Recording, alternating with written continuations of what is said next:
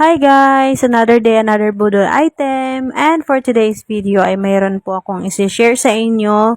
Ito po ay ang order ko sa online. Nabili ko ito for only 215 pesos. At dahil nga malapit na mag-birthday ang anak ko at magpapasko na rin, ay naisipan ko mag-order nito.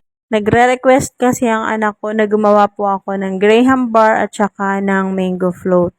And syempre kailangan ko to. Kaya naisipan ko na talagang bumili ng electric hand mixer. At natuwa naman po ako dahil meron po ako nakitang super affordable. Imagine niyo yon, for only 215, meron ka nang mabibili na hand mixer. Nakakatuwa nga po ito kasi very handy, napaka-lightweight, and 7 speeds na rin po siya. Meron din siyang 4 attachment, yung para sa pang-whip at saka yung para sa dough. Bali, 260 watts po yung power nito and up to 7 times yung kanyang speed control. Sobrang affordable nga nito mga Mima at saka napakaganda rin ng kanyang quality.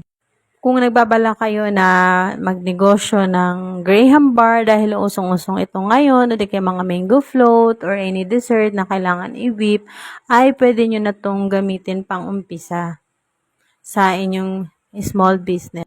Mahal kasi yung stand mixer, though maganda talaga yon, pero pang panimula lang, pwede nyo na itong gamitin. So kung gusto nyo rin ito mga Mima, ay i-check out nyo na to sa